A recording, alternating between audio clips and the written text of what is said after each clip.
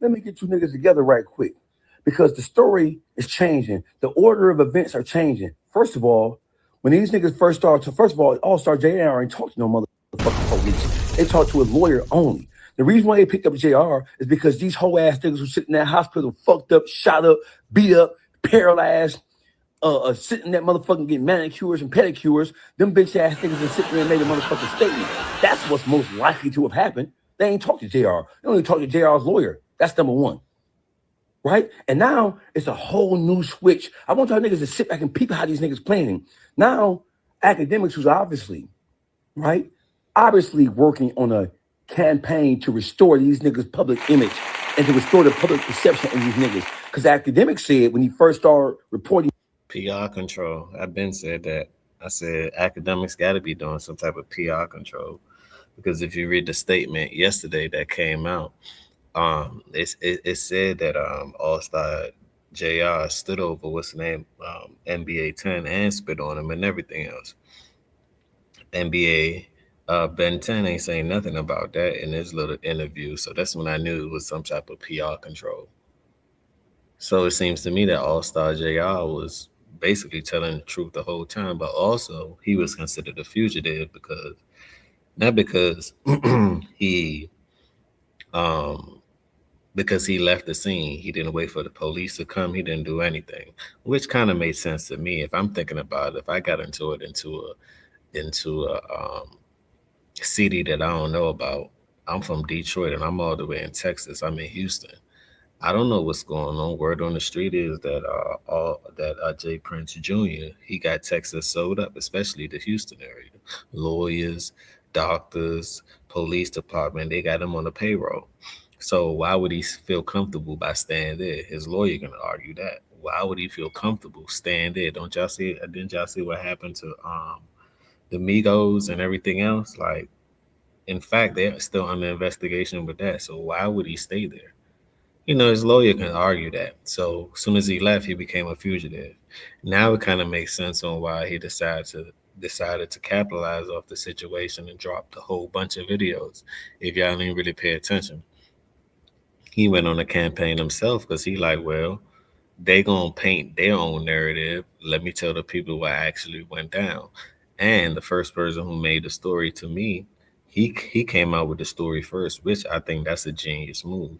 But also, it kind of messed him up because if you read in the report, the report stated that he shot him, came back, which is to me is self-defense. But then when he came back to shoot him again and came back to shoot him again in the clip, and the gun jammed or the gun didn't have any more ammo, then he pistol whipped and then beat him. That's a little bit drastic. That's what he may get in trouble for. He just might. He just might. He may have to sit down for a little time with that. Maybe. We're going to see what type of lawyer he have in this situation. But it goes to show All-Star JR wasn't lying. He kind of overkill to me, but he wasn't lying about the situation. And the question will be, this is what I want to know. What is I believe that Jay Prince Jr. and the NBA guys, well, whoever Ben and I forget the other guy's name, they got a Rico conspiracy incoming because word on the street is that JR Jr.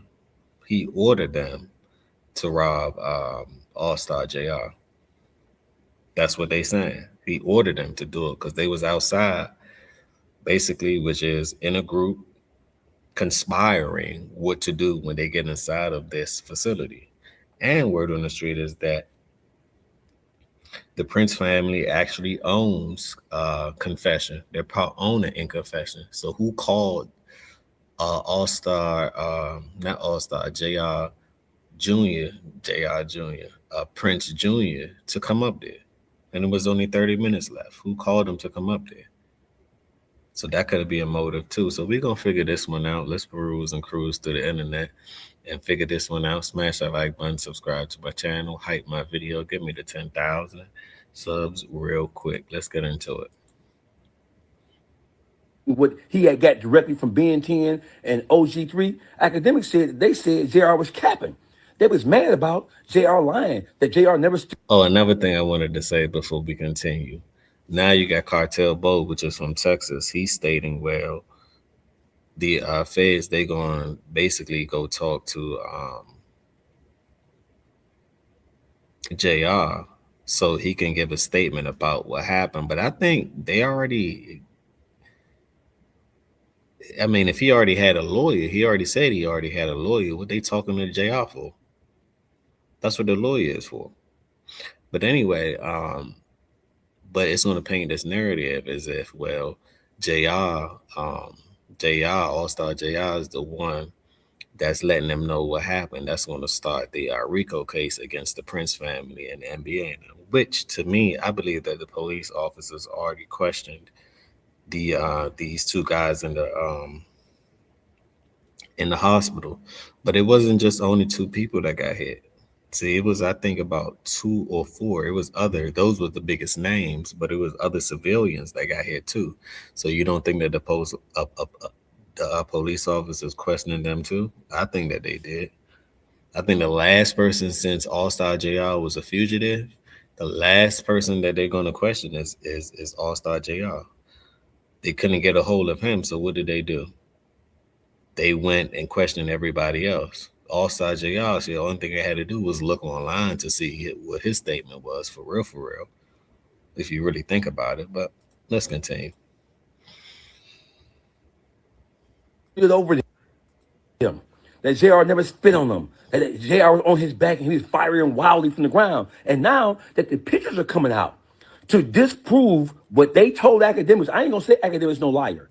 I'm gonna say now that the story is coming out that actually disproves what the fuck academics said that them NBA bitch ass niggas said to him. Now they switching the narrative. Oh, now it's the feds want to talk to JR because no, nigga. The feds want to talk to JR because they haven't had the opportunity. Law enforcement, whether it's state, local, or federal, wants to talk to JR because these bitch ass niggas sitting down in that motherfucking hospital all fucked up and beat up. Pop, lock, and drop it. Pop, lock, and drop it ass niggas. Them whole ass niggas sitting in the hospital talking. You mean to tell me law enforcement ain't questioning the niggas? Based on the video footage of what we seen, they were the aggressors. They were the attackers. And what happened to them appears to be justifiable retribution based on the level of aggression they was attacking JR with. That's what's most likely to have happened. That's number two.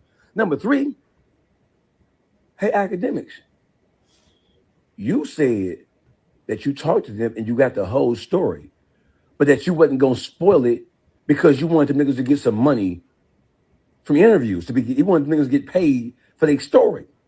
So you're not going to say too much and they only talk to you. Sort of like what happened with me and JR, right? Okay, so the story was, oh, he lying.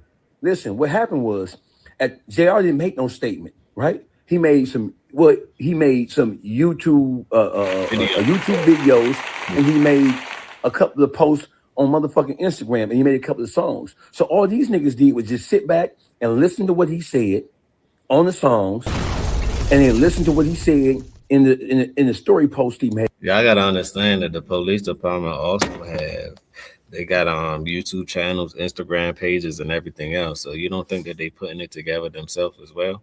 You gotta think about it. They was like, well, just let him talk, let him go in his campaign real quick while we gather some more evidence. To me, that's what they did. And they went instead of them saying, look, we gotta start off with All Star JR. Okay, he a fugitive right now. He's back in Detroit. Let's start out with the people that's actually there too, because remember, this took place in Texas, in Houston, Texas. Who's still in Houston, Texas? Ben 10 and all of them, and also the other victims as well. So I'm sure they got a statement from them. I'm sure they got a statement from them. Normally, you would want to get a statement from the actual victim first, which All Star JR is considered the victim. But he overstepped too, so I don't think they're gonna hit him with no attempted murder and XYZ, or unlawful gun possession or whatever. Because at the end of the day, the gun wasn't his. I mean, he left the gun on the scene. That's how I know it wasn't his. It had to been somebody else. If it was his, he would have took it with him. It would have been on candy camera. He would have took it with him. So that narrative don't make sense. It seems to me that it was a setup gone wrong. And I want to know who was in charge of the setup. who point the finger because you're guilty. If you point the finger to tell somebody to do something, it means you was affiliated with the situation. That's just like if you go on a move and you're driving and you're in the car, you'll still be considered part of the whole entire investigation, even if you didn't do anything. So that's just how it works. You're guilty by affiliation or by association. That's just how it works. Let's see what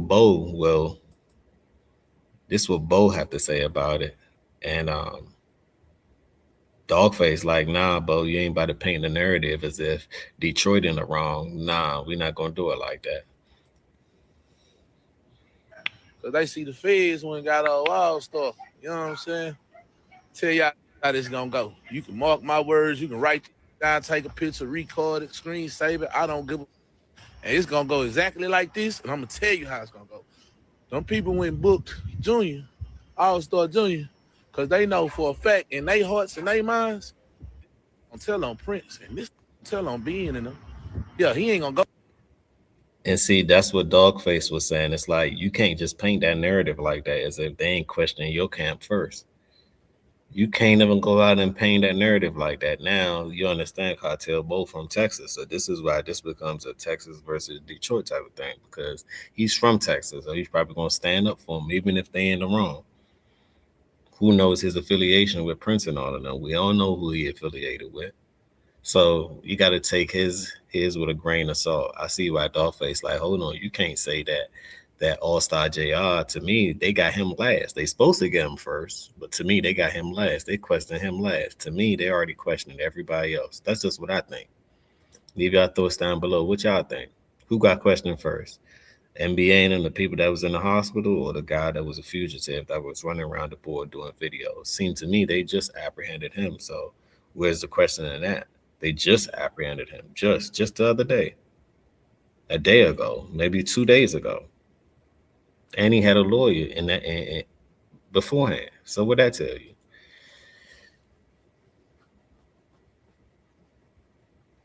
Go to jail and they done tried to do whatever they tried to do. We gonna get this statement saying them came down there to rob him. That's why he took that gun. And they gonna try to Rico all. They gonna try to Rico them. I don't want that to happen. I don't hate that. One thing I can't agree with Bo, what he just said is, if Rico is coming, conspiracy is coming too. If Rico is coming, conspiracy is coming. This is gonna be the way of trying to clean up the mob tie situation. But they just getting out of hot grease with the takeoff situations. They just getting out of hot grease with that. And it ain't even over yet. They still under investigation. So to me, this made the investigation even worse. They like, huh? And now people are basically saying that they have the police in their back pocket. Jay Prince and them got the feds in their back, lawyers, judges, all of that in their back pocket. So what does that tell you? That's a big conspiracy right there. Racketeering and everything else. But let's continue.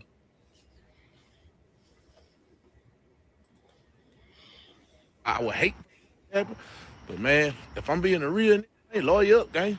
It's finna get real around. Y'all finna see some shit. Because all they got to do is say, this affiliate and this person or whatever was here at the same time doing this at the same time. That's what they didn't go for. It's on this so they see his narrative, all right, but not really. Let's see what I heard that the All-Star Junior nigga got locked. The Fed for a pistol case. I'm gonna be real though. He gonna beat that shit. And if he don't beat it, he ain't gonna get no more than 2 years, a year and a half. He'll be out there motherfucker in some months. that. And I agree with Finesse 2 Time on this one. He gonna beat it as far as overall. But the fact that he fled and he did that overkill situation where he stood over him and XYZ after he done disarmed them and the man was on the floor, he really couldn't do anything. He engaged some more. He may sit down for a year or two. And let's just say with good behavior, that may be just a year. That's probably it. So to me, All-Star kind of did what he had to do. It made it look wrong from the beginning, but he capitalized off the situation. He made money off the situation. His videos went up. I think it did like 1 million views in a day. The challenge went up. He capitalized off the storyline. He was the first to tell the story, which means that he may be going down in the books. As soon as he get out, he probably most likely someone gonna try to sign him. Someone major gonna try to sign him. So this is a up for All Star. If you ask me, he may have to sit down for a second, but it's a up for him. And at the end of the day, he was defending himself. All Star, not All Star, Jay Prince, all these juniors and JRs. But anyway, I get confused. Jay Prince, he did this all over a female. And lessons has to be learned, fellas. You can't just be doing things all over a female. At the end of the day, that's the man baby mother. He still got ties with her. And the way it looked, you still look like the weakest link in this one because you did all of that flexing, all of this, try to set the man up. And the man overcame and conquered. I think the baby mother gonna go smack back to him. I mean, why would she stay with you? You'd be considered a joker in my book. But let's continue. 9 months, 10 months, 11 months. Y'all gotta understand he still defended himself. The only reason why the feds getting him is because one, they ain't talked to him. He left the scene. Right. Two, he turned the feds by basically not like making songs and popping shit and getting booked and doing interviews and not talking to them. Like, and not like they want him to make a statement. He want to be a real nigga and not make a statement. But you gotta understand, like in the streets, like when I was coming up, all like Yo Gotti songs, like all the gangster niggas, and they songs they let it be known. If a nigga come to my house, if I gotta defend myself, I'm gonna smack you and call the laws. See, niggas be too prideful. Like, sometimes you gotta stop what you doing. Like, man, life ain't nothing about two things, man. Freedom and living. Facts. You can't do shit if you ain't free. You can't do shit if you ain't alive. Facts. You gotta be able to think though. I heard that the All-Star Junior nigga got locked.